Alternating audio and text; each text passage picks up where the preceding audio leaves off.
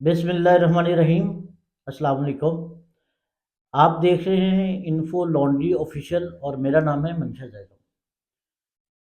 ناظرین، جس طرح آپ نے پچھلے دو پارٹ میں دیکھا ہے کہ ہم نے پچھلے دو پارٹ میں کور کیا ہے کہ اللہ تعالیٰ کا یا قرآن کا قانون عذاب کیا ہے جو امتوں کے اوپر، یا اس کا طریقہ کار کیا ہے جو کسی بھی امت کے اوپر یا کسی قوم کے اوپر آتا ہے، اس کے پیچھے کیا حکمت ہوتی ہے، اس کے پیچھے لاجک کیا ہوتی ہے، اس کے پیچھے ریزنز کیا ہے اور ریشنل کیا ہوتا ہے۔ تو پچھلی دو ویڈیو کے اندر ہم نے بتایا تھا کہ اس کی تھوڑی سی سمری میں یہاں پہ بتا دیتا ہوں کہ ایک تو انفرادی جزا و سزا ہے جو ہمیں قیامت کے بعد جب آخرت کے دن پہ انڈیویجولز کو وہاں پہ ملے گی، لیکن امتوں کے لیے یہ ہے کہ کسی امت میں اللہ تعالیٰ جب نبی یا رسول بھیج دیتے ہیں، اس کے بعد رسول حق کو واضح کر دیتے ہیں، اور واضح ہونے کے بعد اگر وہ قوم عملی طور پر اور مجموعی طور پر اس چیز کو رد کرتی ہے تو پھر اللہ کی طرف سے پہلے چھوٹے عذاب آتے ہیں، چھوٹے چھوٹے جھٹکے لگتے ہیں ان کو،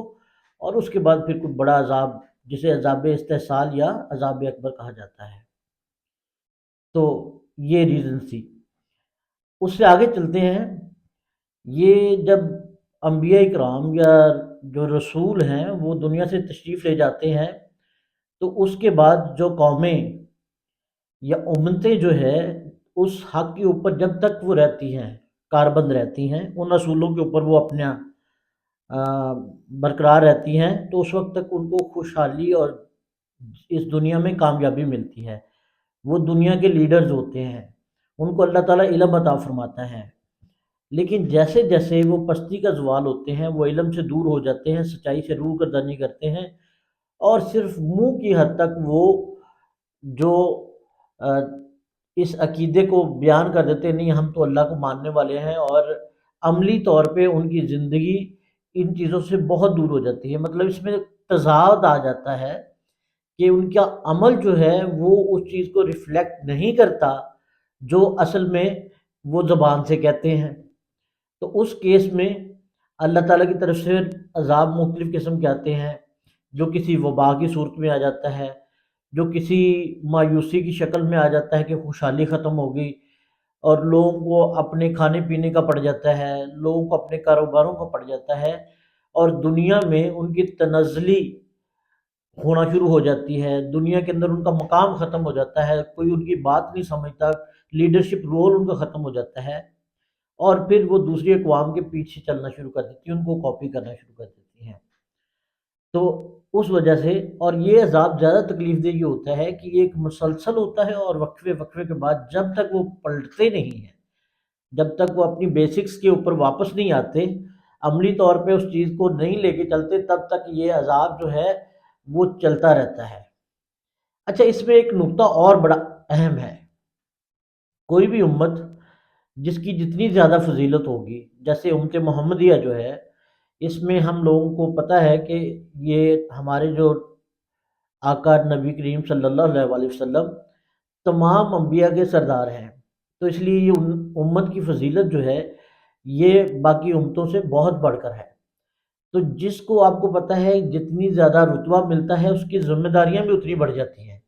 اسی لیے یہ میسیج، یہ کام اب ہمیں کرنا ہے کہ ہم نے نہ صرف اللہ تعالیٰ کا پیغام پہنچانا ہے، بلکہ امر بالمعروف اور نہی عن المنکر کے اوپر بھی کام کرنا ہے۔ لیکن افسوس یہ ہے کہ شیطان ہمارے اندر اس طرح کی قوموں کے اندر یا اس طرح کی امتوں کے اندر ایک زوم ڈال دیتا ہے۔ زوم کیا ہوتا ہے؟ ان کے ذہن میں یہ پرسیپشن آ جاتی ہے کہ ہم تو اللہ کے بڑے قریبی ہیں، ہمارے آقا نامدار حضرت محمد مصطفیٰ صلی اللہ علیہ وسلم جو کہ اللہ تعالیٰ کے محبوب رسول ہیں، لہذا ان کی وجہ سے، ان کی شفاعت کی وجہ سے ہم تو بخشے ہی بخشے ہیں، اور ہم نے اپنے آپ کو بڑا لاڈلے سمجھتے ہیں۔ کوئی دور تھا تاریخ میں، اگر آپ پڑھیں تو یہودی بھی کسی دور میں سمجھتے تھے کہ ہم تو بڑے لاڈلے ہیں۔ تو آج کل ہماری امت کے اندر جب آپ لوگوں سے بات کریں تو وہ یہ سمجھتے ہیں کہ یہ جو گناہ ہیں یا جو عبادت، اچھا ایک دو چیزیں ہیں۔ ایک وہ کہتے ہیں اللہ تعالیٰ بخشنے والا ہے، غفور الرحیم ہے، عبادت کو تو اللہ تعالیٰ بخش دے گا، نمازوں کو تو اللہ تعالیٰ بخش دے گا، باقی جو معاملات ہے وہ بھی نبی پاک صلی اللہ علیہ وسلم کی شفاعت سے ہمیں مل جائیں گے۔ تو یہ جو لاڈلے پن کا زوم ہے نا، یہ بہت زیادہ اصل بگاڑ کی جڑ ہے۔ یہ زوم لاڈلا ہونا کہ ہم اللہ کے لاڈلے ہیں کیونکہ ہم امت محمدیہ سے ہیں، اس لیے ہمارے اوپر تو اللہ تعالیٰ کو عذاب نہیں بھیج سکتا۔ لیکن پچھلے جب سے سلطنت عثمانیہ ختم ہوئی اور جب سے مغلیہ دور ختم ہوا تو ہمارے بر صغیر کے اندر دیکھ لیں کہ جو کنٹریز مسلمان ملک ہیں، مثال کے طور پہ میں افغانستان کی مثال دیتا ہوں، میں پاکستان کی مثال دیتا ہوں، بنگلہ دیش کی مثال لے لیں، یا اور باقی جو ملک ہیں ہمارے مڈل ایسٹ کے اندر دیکھ لیں، یا افریقہ کے اندر جو مسلمان ملک ہے، تو وہاں پہ کیا ہو رہا ہے؟ چترول ہو رہی ہے، مسلسل ہو رہی ہے۔ اور دوسرا چترول فزیکلی تو علیحدہ بات ہے، بمباری یا ہے ان چیزوں تو وہ علیحدہ بات ہے، لیکن اس کے ساتھ ساتھ ایک کام اور ہو رہا ہے، وہ بلا کیا؟ دنیا میں ہمارا مقام ختم ہو گیا ہے، ہمیں لیڈرشپ رول نہیں ہے۔ دنیا یہ سمجھتی ہے ہم بھکاری ہیں، دنیا یہ سمجھتی ہے کہ ان کی عزت نفس کوئی نہیں، یہ خوددار قوم نہیں ہے۔ اسی وجہ سے ہم بھیک مانگنے چلے جاتے ہیں، اور جیسے میاں صاحب نے فرمایا تھا کہ beggars are not the choosers, تو یہ جو زوم ہے ہمارے اندر یہ پڑا ہوا کہ ایک تو یہ ہے کہ ہم کچھ بھی نہ کریں تو ہم بخشے جائیں گے کیونکہ ہمارے اندر ایمان کی چیز ہے، لیکن قرآن جہاں پہ بھی بات کرتا ہے وہ ایمان کے ساتھ عمل صالح کی بات کرتا ہے۔ صرف ایمان کی حد تک مان لینا، زبان سے ادا کر دینا یہ کافی نہیں ہے۔ تو جو زوم ہے چہیتے اور لاڈلے ہونے کا یہ بہت زیادہ ہے، جس کی وجہ سے عذاب الہی کے کوڑوں کی شدت بڑھتی رہتی ہے۔ وہاں درے پہ درہ پڑتا ہے انسان کو، اور یہاں گرے پہ گرا، مطلب ان میں غرور آتا ہے اور وہ اس چیز کو سمجھنے کے لیے تیار ہی نہیں ہوتے۔ سورہ مائدہ میں آیت نمبر 18 میں اللہ تعالیٰ فرماتے ہیں ہم تو اللہ کے بیٹے ہیں اور اس کی نہایت چہیتے اور لاڈلے ہیں۔ یہ بیسیکلی ذکر یہود و نصارہ کے بارے میں ہو رہا ہے، کیونکہ وہ کہتے تھے کہ ہم تو اللہ تعالیٰ کے بڑے لاڈلے ہیں، ہمیں تو آگ جہنم کی چھو نہیں سکتی، ہم تو اللہ کے بیٹے ہیں اور اس کے نہایت چہیتے اور لاڈلے ہیں، اس لیے ہمیں آگ نہیں چھو سکتی، اور ہم تو جنت تو بنی ہمارے لیے ہے۔ تو آج ذرا سوچیں، دل سے سوچیں، ذرا تھوڑی دیر کے لیے باقی چیزیں بھول جائیں، کاروبار کو تھوڑی دیر سائڈ پہ رکھ لیں، باقی چیزوں کو سائڈ پہ رکھ لیں، کیونکہ مر جانا ہے۔ میں آپ کو صحیح بات بتا رہا ہوں، قسم ہے اللہ کی، مر جانا ہے۔ کتنی دیر رہو گے بھائی؟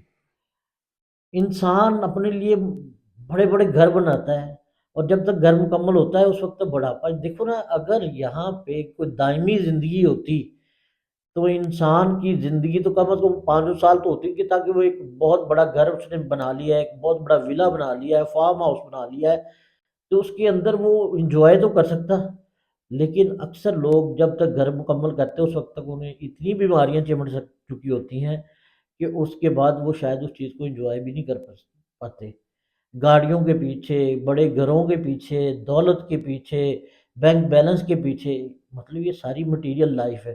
اور اللہ تعالیٰ کہتا ہے کہ یہ مکھی کے پر کے برابر نہیں ہے میرے لیے یہ والی، کیونکہ یہ میٹر ہی نہیں کرتی، آگے جو سارا کچھ ہونا ہے وہ تو آپ کے عمل صالح اور نیت کے اوپر ہونا ہے۔ دوسری جگہ پہ اللہ تعالیٰ نے فرمایا، جس پہ اللہ تعالیٰ ایک تبصرہ فرماتے ہیں اسی بات پہ، جب انہوں نے کہا کہ ہم تو اللہ کے بیٹے ہیں، اس کا جواب اللہ تعالیٰ اس طرح دیتے ہیں، اے نبی صلی اللہ علیہ وسلم ان سے کہیے کہ پھر اللہ تمہارے گناہوں کی پاداش میں عذاب کیوں نازل فرماتا رہا ہے، بلکہ اس کے زوم کے برعکس تم بھی ویسے ہی انسان ہو جیسے دوسرے اللہ نے پیدا فرمائے۔ تو اللہ تعالیٰ نے بیسیکلی ان کو تبصرہ یہ کیا ہے کہ اگر تم اتنے لاڈلے ہو جو تم کہتے ہو، تو تم نے کبھی نہیں سوچا کہ اللہ تعالیٰ نے تمہارے اوپر عذاب کیوں آتے ہیں؟ کیونکہ بنی اسرائیل پہ آپ دیکھیں تو سوائے تقریباً 100 150 سال کے ان کے اوپر کوئی نہ کوئی مصیبت نازل رہتی تھی، کیونکہ روح گردانی کر جاتے تھے اور کوئی نہ کوئی مصیبت ان کے اوپر۔ ان کا جو بہترین دور وہ حضرت داؤد علیہ السلام اور حضرت سلیمان علیہ السلام کا دور ہے۔ اس کے علاوہ کہیں نہ کہیں کسی نہ کسی طریقے سے ان کو مار پڑ رہی تھی، جس طرح آج ہمارے ساتھ ہو رہا ہے۔ تو یہ بے آئینی ہی وہی چیز آج ہمارے پاس ہو رہی ہے، اور وہی ہمارا ذہن، وہی ہماری سوچ اور وہی ہمارا طرز عمل ہے۔ یہ بات ذہن میں رکھیں، وہی ہمارا سوچ بھی اسی طرح کی ہے، ہمارا طرز عمل بھی اسی طرح کا ہے، کہ ہم کہتے ہیں کہ اللہ کو تو ہم مانتے ہیں لیکن اللہ کی نہیں مانتے۔ اللہ کو ماننا کافی نہیں ہے، اللہ کی ماننا ضروری ہے، کہ اللہ نے جو بتایا ہے اور وہ کہاں سے ہمیں ملتا ہے سبق سارا؟ وہ قرآن پاک سے اور احادیث سے ملتا ہے۔ لیکن ہم نے تو ان کو صرف قرآن کو لپیٹ کے رکھا ہوا کسی اونچی جگہ پہ تاکہ اس کی کمر نہ ہو جائے، اور تعظیم ان کی بڑی ہے، ہمارے دل میں محبت بھی بڑی ہے۔ خدا نخواستہ دنیا میں کہیں بھی کوئی بدتمیزی کرتا ہے کسی حوالے سے بھی تو ہم بہت نکل آتے ہیں، لیکن اس کی گیس یہ محبت قدر کی چیز ہے۔ لیکن اس کے ساتھ ساتھ ہماری عملی زندگی کیا اس چیز کا نمونہ ہے کہ ہم قرآن کے مطابق زندگی گزار رہے ہیں، نبی صلی اللہ علیہ وسلم کی سیرت کے مطابق زندگی گزار رہے ہیں؟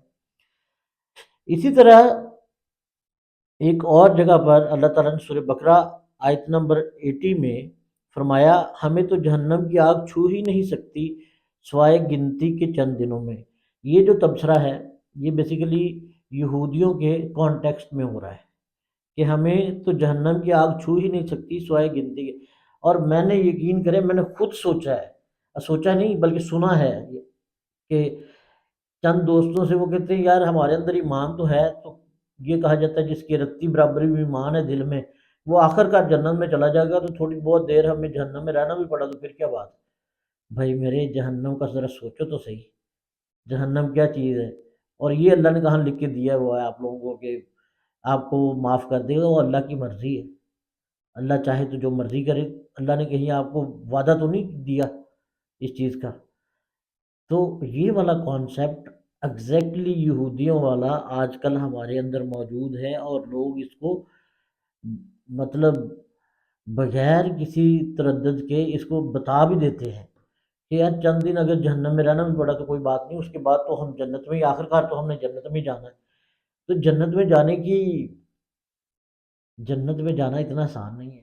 اللہ تعالیٰ نے متعدد جگہ پہ بتایا ہے قرآن پاک میں کہ جنت اتنی سستی نہیں ہے، جنت اتنے سکون سے اتنے آرام سے آپ جو مرضی کرتے رہیں اور جنت کے دعوے دار بن جائیں، تو یہ ایسا بھی ممکن نہیں ہے دوستو، یہ اس بات پہ غور کرنے کی ضرورت ہے۔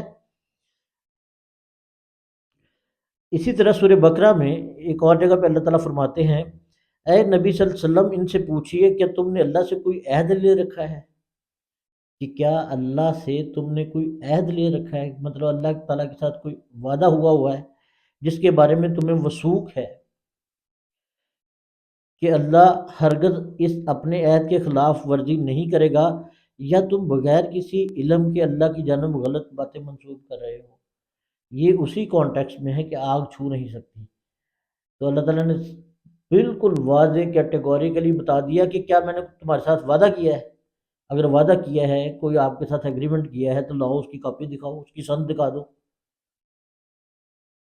تو یہ ساری جو یہودیوں کے بارے میں اللہ تعالیٰ فرما رہے ہیں وہ آج ہماری امت کے اندر وہی چیزیں موجود ہیں جس کی وجہ سے آج ہمارے ساتھ یہ معاملات جنم لے رہے ہیں۔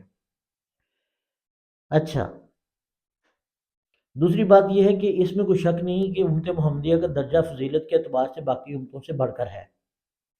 جب ہمارا فضیلت کا درجہ بڑھ کر ہے، کیونکہ ہماری امت کے ذمے جو کام لگا نا وہ بیسیکلی نبیوں والا کام ہے۔ نبی اللہ کا پیغام لے کے جاتے تھے دوسرے لوگوں تک، اور ان لوگوں کی تربیت کرتے تھے جو دل سے ایمان تو لے آتے ہیں لیکن عملی طور پر ابھی انہوں نے اس پہ عمل نہیں کر رہے، ان کی تربیت کرتے تھے اور باقی لوگوں کو میسج پہنچاتے تھے۔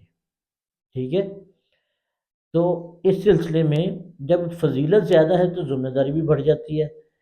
تو ہمیں تو اللہ تعالیٰ کی حاکمیت پوری دنیا پہ قائم کرنی ہے، یہ ہمارا اللہ تعالیٰ کی ہم مانتے ہیں نا حاکمیت اللہ تعالیٰ کی ہے کہ یہاں دنیا میں قانون اللہ تعالیٰ کا ہونا چاہیے۔ 2 منٹ کے لیے ذرا آنکھیں بند کرو اور سوچے کوئی ملک آپ کو نظر آتا ہے، کوئی خطہ نظر آتا ہے، کوئی ایک علاقہ نظر آتا ہے، کوئی بستی نظر آتی ہے، کوئی شہر نظر آتا ہے جس کے اندر صرف اور صرف اللہ تعالیٰ کے احکامات کے مطابق وہ لوگ زندگی عملی نمونہ؟ اور پھر ہم کہتے ہیں جی صحابہ کرام وہاں سے نکل گئے تھے اور انہوں نے بڑی دور دور تک سفر کیے، اور یہ جو ہمارے بزرگ ہیں جیسے علی حجویری یا باقی جو بزرگان دین ہیں، تو انہوں نے اسلام کیسے پھیلایا؟ انہوں نے اپنے کردار سے اپنے آپ کو عملی نمونہ بنا کے پیش کیا، رول ماڈل۔ اب ہمارے سامنے کوئی رول ماڈل ہے؟ تو جیسے فضیلت زیادہ ہے اتنی ہی پھر اس الٹے طرز عمل کی وجہ سے اتنی بڑی سزا ہے۔ اس سزا کو شاید شروع ہوئے ہوئے یہ 20ویں صدی سے شروع ہوئی ہے، تقریباً 1900 سے لے کے یہ 100 سال چلا گیا ہے۔ 100 سال کی تاریخ آپ پڑھ کے دیکھیں تو کہیں بھی کسی ملک کو، اسلامی ملک کو، کوئی لیڈرشپ رول نہیں ملا دنیا کے اندر۔ آپ کو پتہ ہے اسپین کے اندر جب طارق بن زیاد نے وہاں پہ جا کے فتح کیا تھا، اور وہاں پہ جرمنی سے اور فرانس سے اور ارد گرد سے بچے وہاں پہ اسلامی یونیورسٹیز کے اندر پڑھنے آتے تھے، علم حاصل کرنے آتے تھے۔ ہم سائنس میں آگے تھے، ہم ٹیکنالوجی میں آگے تھے، ہم اخلاقیات میں بہت آگے تھے۔ تو آج کیا ہے؟ آج کوئی ایک چیز آپ دیکھ لیں، نہ تو ٹیکنالوجی میں ہم آگے ہیں، نہ علم میں آگے ہیں، نہ اخلاقیات میں آگے ہیں۔ تو پھر دنیا کی امامت کیسے مل سکتی ہے؟ بتائیں نا ذرا مجھے، کیسے مل سکتی ہے؟ لیکن چونکہ ہم پڑھ رہے ہیں، ہم نے گریجویشن کی نوکری کرنے کے لیے، نوکری کس لیے کی؟ اچھے پیسے مل جائے۔ اچھے پیسے کس لیے؟ کہ لگژری لائف گزار لیں۔ بھائی اس لائف کا ٹھیک ہے، میں مانتا ہوں کہ یہ ساری چیزیں ضرورت ہے، پیسہ بھی ضرورت ہے انسان کی، لیکن اتنا ہی پیسہ ضرورت ہے جتنا پیسہ آپ خرچ کرنا ہے۔ یہ کوئی ضرورت نہیں کہ آپ نے اگلی 7 نسلوں، 7 پشتوں کے لیے پیسہ بنا کے چھوڑ کے جانا ہے۔ اس کا حساب آپ نے دینا ہے، آپ کی اگلی نسلوں نے نہیں دینا۔ جو کرپشن آپ کریں گے اس کی جواب دہی آپ نے کرنی ہے۔ یہ آپ کی اگلی نسلوں سے نہیں پوچھا جائے گا۔ آپ کا بیٹا بھی کہے گا مجھے کیا پتا میرا باپ کیسے پیسے کما کے لاتا تھا، ہمارے پاس تو، ہمیں تو پیسے ملتے تھے تو وہ پیسے ہمیں تو جائز ہی لگتے تھے۔ تو آج جتنی کرپشن ہے وہ بیسیکلی لوگ اپنے لیے کم کرتے ہیں، اپنی آنے والی نسلوں کے لیے زیادہ کرتے ہیں، مٹیریل لائف کے پیچھے۔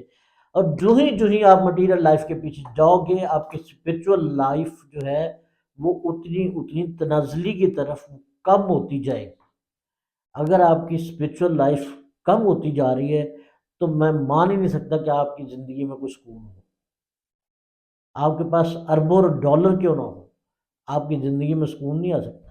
یہ بات لکھ کے رکھ لیں، پوچھ لیں، انٹرویو کر لیں ارب پتی لوگوں سے، اور ان کے دل میں اللہ تعالیٰ ایسی حفظ ڈال دیتا ہے کہ اربوں خربوں، آپ کو پتہ ہے 1 ارب روپیہ ختم کرنے کے لیے کتنے سال چاہیے؟ اگر ایک بندہ روز کا 1 لاکھ روپیہ بھی استعمال کرے، 1 لاکھ روپیہ ڈیلی کا یوٹیلائز کیا جائے تو 1 ارب کب جائے گا؟ 1 کروڑ جو ہے وہ کتنے سالوں میں ختم ہوگا؟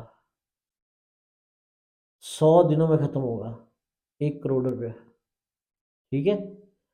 100 دنوں کا مطلب ہے کہ 1 سال کے اندر آپ ہارڈلی 3 ساڑھے 3 کروڑ روپیہ خرچ کریں گے، اور روز کی بات کیا ہے؟ 1 لاکھ روپیہ، اور 1 ارب روپیہ اگر آپ کے پاس ہے تو اگر آپ ساڑھے 3 سالوں میں 1 کروڑ ختم ہوتا ہے تو اس کو ملٹیپلائی کر لیں 100 سے، تقریباً 300 سال سے زیادہ آپ کو چاہیے 1 ارب خرچ کرنا۔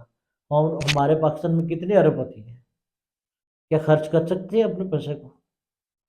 اور 1 لاکھ روپیہ میں ڈیلی کی بات کر رہا ہوں، اس کے لیے ان کو 300 سال چاہیے 1 ارب کو یوٹیلائز کرنے کے لیے، خرچ کرنے کے لیے۔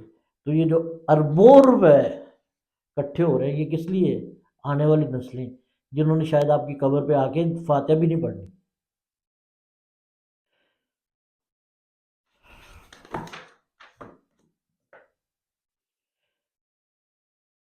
ایک جگہ پہ اللہ تعالیٰ سورہ بقرہ میں ایک اور جگہ فرماتے ہیں، اے بنی اسرائیل ذرا یاد کرو میرے ان انعامات اور احسانات کو جو میں نے تم پر کیے، اور میں نے تمہیں تمام جہانوں میں فضیلت عطا فرما دی۔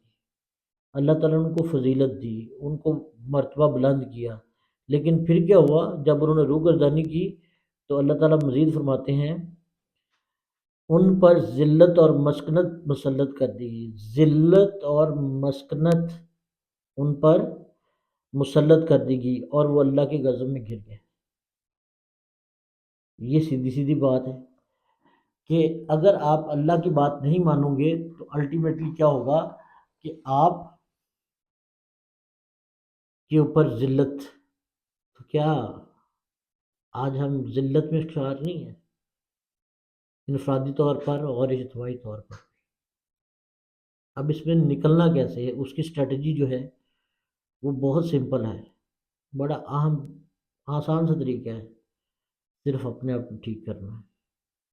ٹھیک کر کے کسی کے پیچھے مت لگیں، خود پڑھیں قرآن کو، اس کے ترجمہ پڑھیں، اپنی مرضی کی تفسیر لے لیں، اس کو پڑھیں، پھر آپ کو پتہ چلے گا کہ اللہ تعالیٰ توحید کے کتنے بڑے دائی ہیں، اور قرآن کتنا بڑا دائی ہے جو توحید کے اوپر کتنا زور دیتا ہے۔